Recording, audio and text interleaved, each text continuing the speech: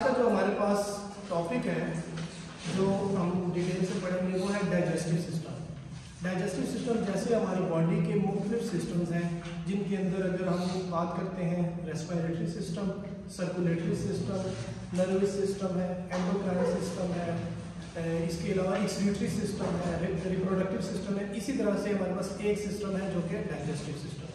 Digestive system का एक ही गोल है और वो ये है कि जो कुछ हम इनटेक कर रहे हैं वो क्या हो, वो डाइजेस्ट हो प्रॉपर, और प्रॉपर डाइजेस्ट हो के उसका हमें बेनिफिट हो। बेनिफिट इन द सेंस है कि उसके अंदर कार्बोहाइड्रेट है, प्रोटीन है, फैट है, जो भी चीज़ हमारी ज़रूरत की है वो सब की सब हमारी बॉडी उसको अब्जॉर्ब कर ले, और फिर उसके साथ एक्सक्रीटरी सिस्टम का काम है कि वो हमारी बॉडी से वेस्ट प्रोडक्ट के फॉर्म में निकल जाए। इसका जो डाइजेस्टिव सिस्टम है उसको जीआई गैस्ट्रो इंटेस्टाइनल सिस्टम भी कई बार कहा जाता है। उसकी वजह यह है गैस्ट्रो इंटेस्टाइनल सिस्टम, क्योंकि अगर हम डाइजेस्टिव सिस्टम की बात करेंगे तो उसमें गैस्ट्रो पार्ट है। गैस्ट्रो वाला पार्ट हमारे पास कौन सा होता है, जो आपकी स्टार्ट होती है फ्रॉम माउथ, जहाँ से आपने इनटेक किया वहाँ से स्टार्ट होने के बाद दूसरे पार्ट में हमारे पास माउथ के बाद दूसरी क्या चीज़ आ जाती है जी, फिर हमारे पास ईसोफेगस, जो कि हम जिसको आसान अल्फाज में फूड पाइप, ठीक है, और एक दूसरा हमारे पास रेस्पिरेटरी सिस्टम है जिसके साथ होती है विंड पाइप, जिसका ट्रैकिया कहा जाता है, ठीक है। ईसोफेगस के बाद इसका जो मेजर पार्ट आता है वो होता है स्टमक, फिर स्मॉल इंटेस्टाइन, और लास्ट है आपके पास लार्ज इंटेस्टाइन। जब हम जस्ट इस सिस्टम की बात करते हैं तब हमारे पास ये पार्ट्स होते हैं। जब हम इसको एक्सक्रीटरी सिस्टम के साथ अटैच करते हैं तो फिर उसमें हमारे पास किडनी का भी फंक्शन आ जाता है, लीवर का अपना काम आ जाता है, पैंक्रियाज का, बाइल्स का, वो आ जाता है, साइड पे चले जाते हैं, ठीक है। तो आज का जो लेक्चर है जस्ट उसके अंदर हमने डाइजेस्टिव सिस्टम की बात करनी है। अब सबसे पहले डाइजेस्टिव सिस्टम के अंदर जो मेन ऑर्गन है वो हमारे पास कौन सा ऑर्गन है, स्टमक। डाइजेस्टिव सिस्टम के अंदर बाकी भी हर ऑर्गन का अपना अपना फंक्शन है, लेकिन जो मेन ऑर्गन है जिसके ऊपर आपकी पूरी डाइजेशन डिपेंड कर रही है वो आपके पास क्या है, स्टमक है, ठीक है।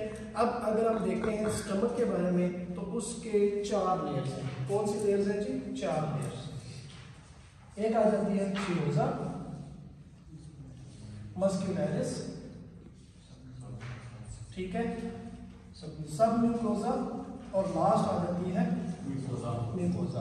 आपके पास जो सीरोजा है वो असल में जितने भी हमारे पास ऑर्गन्स हैं उनके आउटर मोस्ट एक प्रोटेक्टिव कवरिंग होती है जिसको हम क्या कहते हैं, सीरोजल लेयर है, सीरोजा है।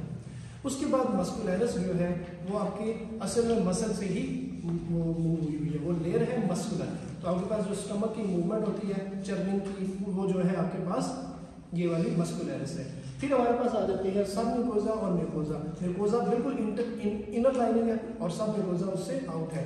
यहाँ से आपके पास मुख्तलिफ जो एंजाइम्स हैं वो सिक्रीट होते हैं जिसके अंदर हम पेप्सिन, HCl हर एक को अलग अलग आगे डिफाइन कर रहे हैं। अब अगर हम फर्स्ट स्टेप देखते हैं जब हमने डाइजेशन के लिए, तो पहला स्टेप हमारे पास कौन सा होता है, और वो है स्वेलिंग।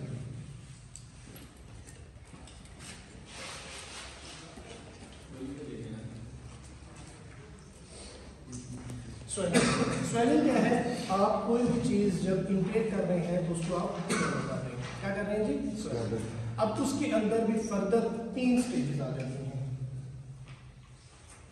एक आपके पास बकल कैविटी, बकल कैविटी आपकी यही जो माउथ की ओपनिंग है इसी को आप लोग कवर अप करते हैं। दूसरी आपके पास फेरेंजियल स्टेज होती है,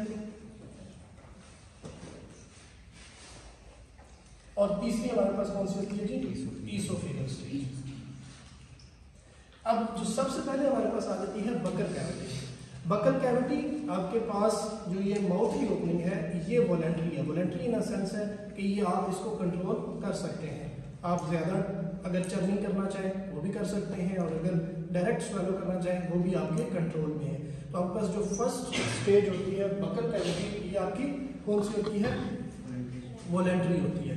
इसके बाद बाकी जो दोनों फेरेंजियल स्टेज है और ईसोफेगल स्टेज है ये दोनों आपके पास इनवॉलेंट्री है। इनवॉलेंट्री क्या है कि अगर आपके पास यहाँ से आगे एक बार फूड नीचे की तरफ मूव कर गया फेरेंजिया में या ईसोफेगस में, तो उसके बाद वो आप खुद उसको वापस नहीं ला सकते। नो डाउट वो एक कंडीशन आपके पास जो हम कहते हैं पेरिस्टाल्टिक और एंटी पेरिस्टाल्टिक वॉमिटिंग वाली मूवमेंट है, वो भी आपके कंट्रोल में नहीं, अगर कंट्रोल में हो तो वॉमिट ना हो, तो ये इन्वॉल्वमेंट है। इसके बाद आपके पास कौन सा ब्रेन का पार्ट है जो कि इस पूरे कंसेप्ट को कंट्रोल करता है, क्योंकि हर एक पार्ट ब्रेन का कोई ना कोई अपना अपना फंक्शन कर रहा है। तो इसके अंदर आपके पास जो ब्रेन का पार्ट है वो आपके मेडुला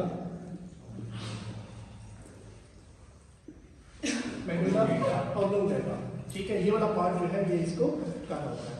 अब अगर हम ओरल स्टेज बगल कैविटी की बात करते हैं, वॉलेंट्री है टुवर्ड्स माउथ, यानी कि आपको इसमें चर्निंग करेंगे, इसको डाइजेस्ट करने की कोशिश करेंगे। उसके बाद दूसरी स्टेज फेरेंजियल स्टेज में जाएगी और तीसरा स्टेज आपके पास ईसोफेगल स्टेज आएगा। अब जब ईसोफेगल स्टेज होगा, यहाँ पर आपके पास पेरिस्टाल्सिस और एंटी पेरिस्टाल्सिस होगी।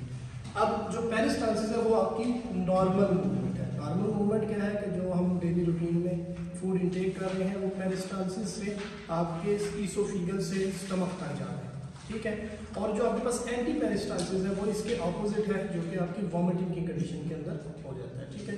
अब पेरिस्टाल्सिस के अंदर भी दो है, एक है प्राइमरी और दूसरा कौन सा है जी, सेकेंडरी, ठीक है। अब प्राइमरी और सेकेंडरी क्योंकि दो नाम दिए हैं तो दोनों के अंदर थोड़ा थोड़ा डिफरेंस मौजूद होगा।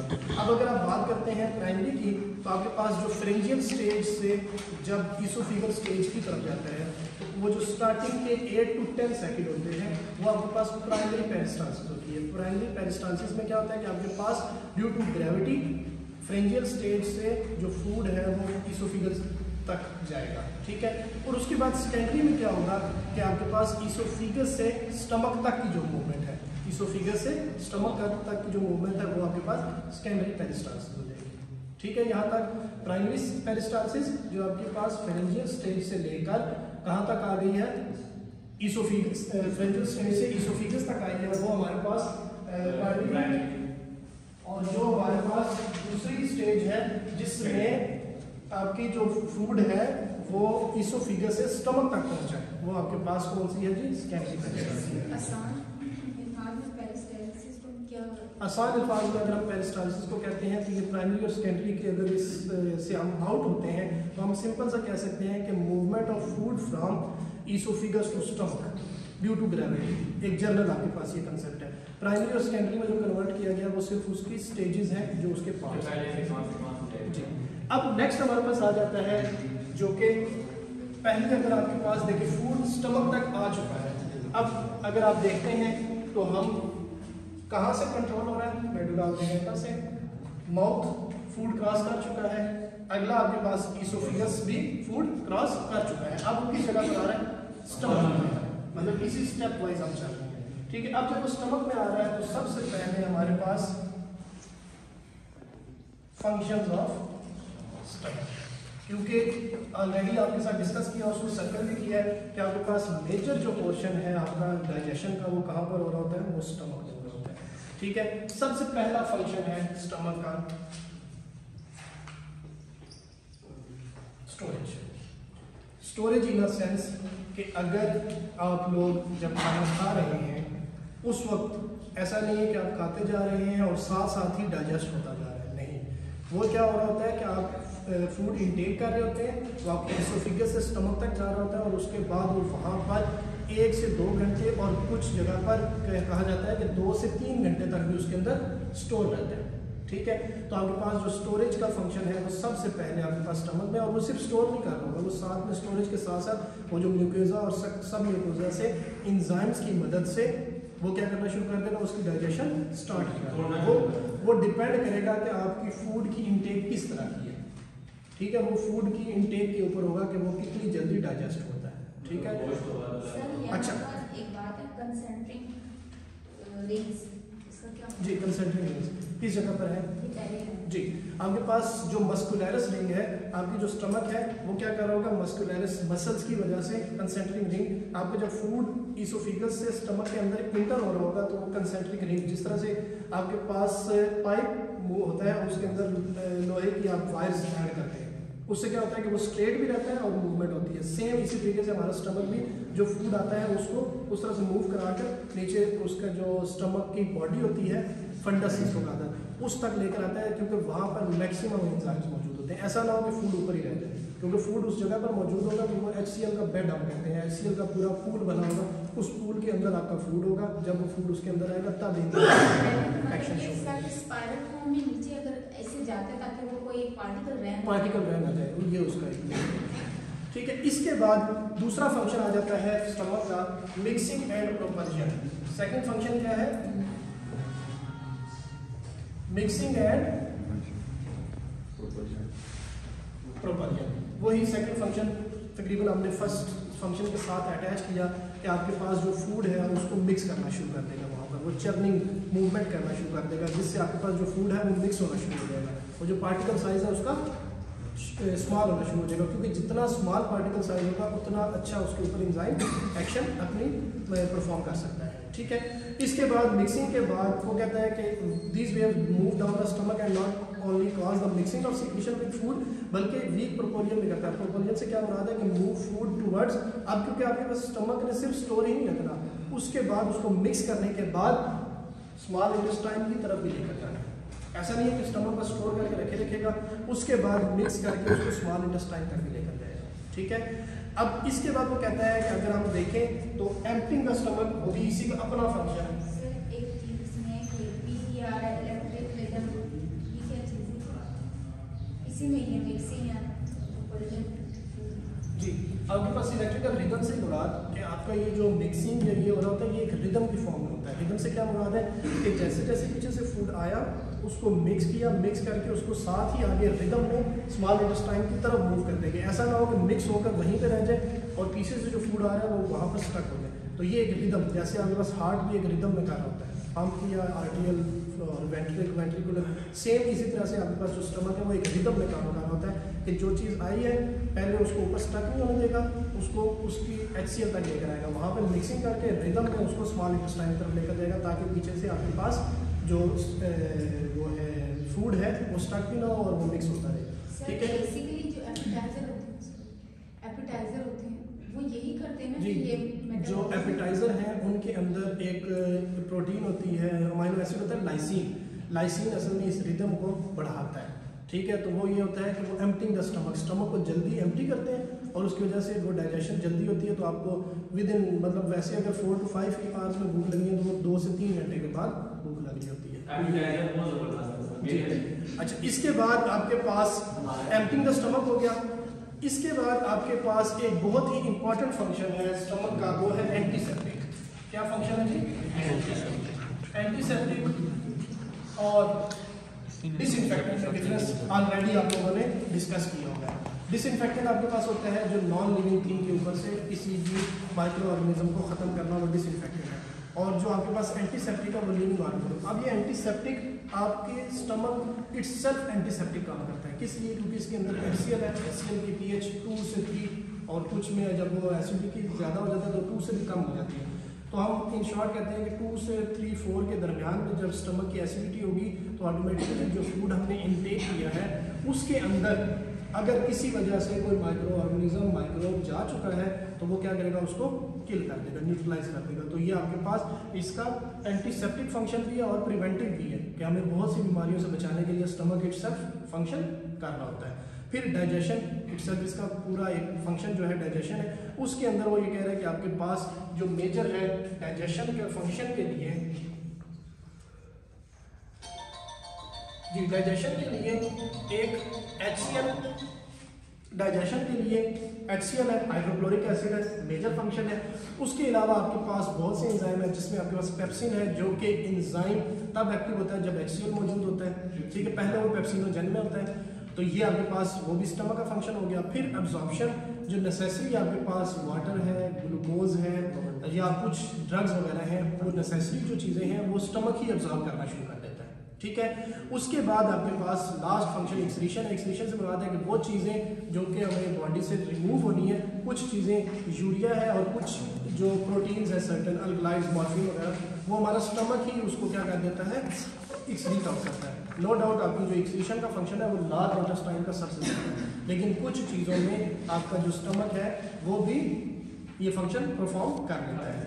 इसके बाद आ जाता है आपके पास, जब हमने स्टमक भी क्लियर कर दिया, अब हमें आना है स्मॉल इंटेस्टाइन पर, क्योंकि आप स्टेप वाइज आ रहे हैं। माउथ है, इसोफिगस है, स्टमक है। अब स्टमक के बाद आपने कहाँ पर आ जाना है जी, स्मॉल इंटेस्टाइन पर जी। अब आपके पास स्मॉल इंटेस्टाइन के अंदर भी कोई जो पेरिस्टाल्टिक मूवमेंट है वो वाला कंसेप्ट दोबारा आ जाएगा। यहाँ पर इसलिए आ जाएगा कि आपके पास अगर आप स्टमक की बात करते हैं तो वो तो ये आपके पास इसोफिगस है और stomach down the gravity food आ रहा है, लेकिन आपके पास जो स्मॉल इंटेस्टाइन है वो हॉरिजॉन्टली भी है।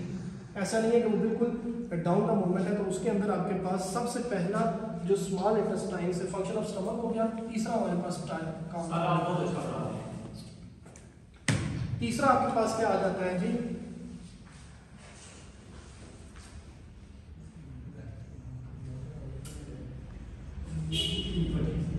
इंटेस्टाइन।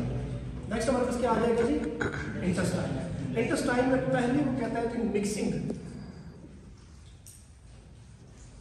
And contraction. अब पहला फंक्शन सेम वही फंक्शन जो स्टमक का था मिक्सिंग का, अब वो वाला फंक्शन स्मॉल इंटेस्टाइन भी करेगी। उसकी वजह ये होगी कि आपके पास स्मॉल इंटेस्टाइन में मैक्सिमम अब्जॉर्प्शन है। मैक्सिमम अब्जॉर्प्शन कौन करेगी, स्मॉल इंटेस्टाइन करेगी, ठीक है।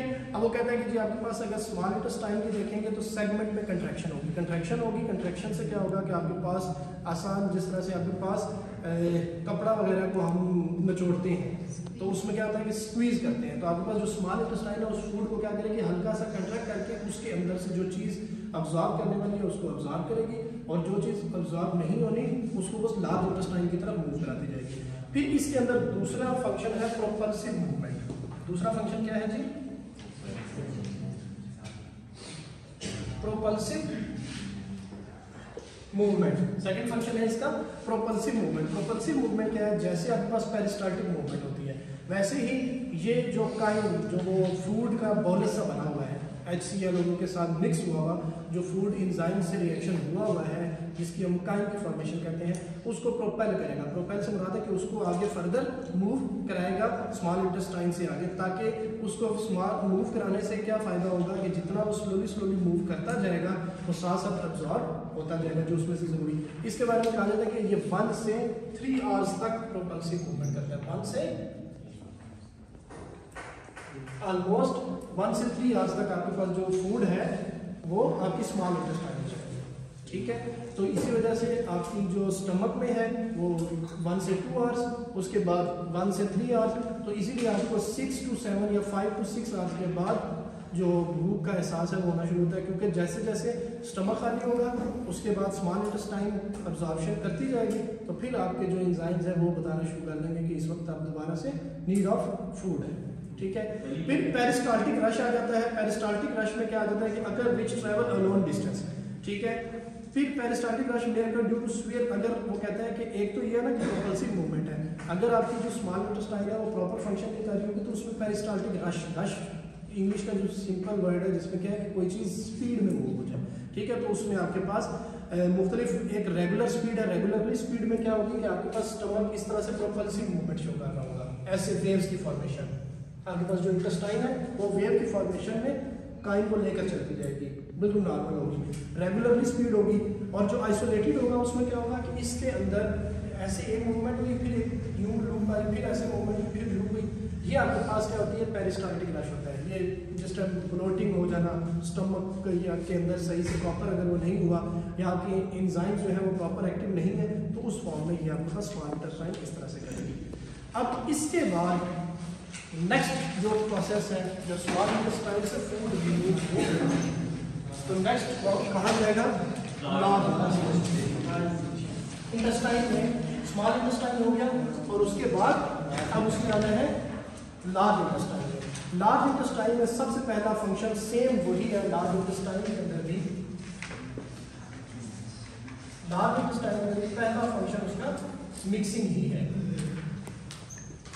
ये बार बार मिक्सिंग इस वजह से हो रही है कि जितनी ज़्यादा, क्योंकि हर आपके जिस तरह अगर स्टमक में है तो वो एसिडिक है, जब वो स्मॉल इंटेस्टाइन में आया है तो वो बेसिक होगा, ठीक है, वो बेसिक में कन्वर्ट होगा। वो बाइल्स जो आपके पास पेनक्रियास और उससे जो बाइल जूसेस हैं उसकी मदद से वो क्या किस में कन्वर्ट हो जाएगा, बेसिक हो जाएगा। फिर जब वो लार्ज इंटेस्टाइन में आएगा तो वो दोबारा और ज़्यादा बेसिक हो जाएगा। अब लार्ज इंटेस्टाइन का जो मेजर फंक्शन है कि वो आपके पास अब्जॉर्ब करेगा, पेरिस्टाल्सिस मूवमेंट करेगा, प्रोपल्सिव मूवमेंट करेगा, और साथ में डाइजेशन का जो लास्ट स्टेप है जो एक्सक्रीशन के साथ कनेक्ट होगा, डाइजेशन और एक्सक्रीशन को एक दूसरे से अलग करने के लिए लार्ज इंटेस्टाइन वहाँ पर अपना फंक्शन प्ले करेंगे, ठीक है। तो पेरिस्टाल्सिस मूवमेंट भी होगी, इसके अंदर मिक्सिंग होगी और साथ में पेरिस्टाल्सिस मूवमेंट होगी, और प्रोपल्सिव मूवमेंट 2 to 4 टाइम्स देगी। वो ये कह रहे हैं कि आपके पास जो लार्ज इंटेस्टाइन है वो 2 to 4 टाइम्स सिर्फ प्रोपल्सिव मूवमेंट। वो ऐसा नहीं है कि लार्ज इंटेस्टाइन जैसे स्टमक है या स्मॉल इंटेस्टाइन है वो फ्रीक्वेंटली मूवमेंट करती है। लार्ज इंटेस्टाइन की जो मूवमेंट है वो बहुत ही लिमिटेड होती है, ठीक है, कम उसकी जो है प्रोपल्सिव मूवमेंट होती है। ये आपके पास कंप्लीट था कि आपके किस तरीके से फूड आपका जो है ब्रेन मेडुला ऑब्लिंगुएटा किस चीज़ को कंट्रोल कर रहा है, माउथ में फूड किस जगह किस तरह से एड अप हुआ, इसोफिगस में कैसे मूवमेंट हुई, किस तरीके से फूड जो है इसोफिगस से फ्रेंजियल इसोफिगस से आपके पास इसोफिगस और इसोफिगस से स्टमक तक आया। स्टमक में जाने के बाद उसकी 4 लेयर्स हमें पड़ी, सिरोजा, म्यूकोजा, सब म्यूकोजा, मस्कुलरस, चारों लेयर्स, उनमें उसका किस तरह से फंक्शन है। 2-3 स्पेसिफिक हमने स्टमक के फंक्शन पढ़ लिए कि उसका पहला फंक्शन है कि वो मिक्सिंग कर रहा है, स्टोरेज कर रहा है और इंजाइमेटिक एक्शन उसके ऊपर प्रोवाइड कर रहा है, और साथ में प्रोपल्सिव मूवमेंट दे रहा है। फिर स्मॉल इंटेस्टाइन में अब्जॉर्प्शन कैसे किस किस जगह पर हुई, कितनी देर में हुई, फिर लार्ज इंटेस्टाइन के अंदर कैसे हर चीज़ मूव करते हुए लार्ज इंटेस्टाइन तक आपका फूड आ चुका है। अब लार्ज इंटेस्टाइन में जब फूड आ चुका है तो यहाँ से आगे डाइजेशन के बाद एक्सक्रीशन का प्रोसेस है, ठीक है। नेक्स्ट लेक्चर के अंदर हम जो है इसी की जो स्पेसिफिक कार्बोहाइड्रेट, लिपिड, प्रोटीन किस किस जगह पर और किस किस एंजाइम की मदद से डाइजेस्ट होते हैं वो आप इंशाल्लाह नेक्स्ट लेक्चर के अंदर डिटेल से शेयर करेंगे।